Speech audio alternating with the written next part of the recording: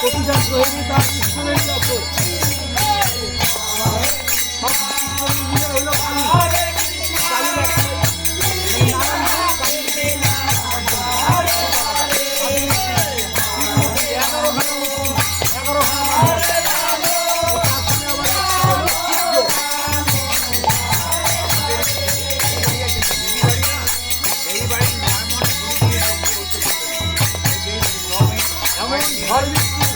আমরা শনি মন্দিরে বসেছিলাম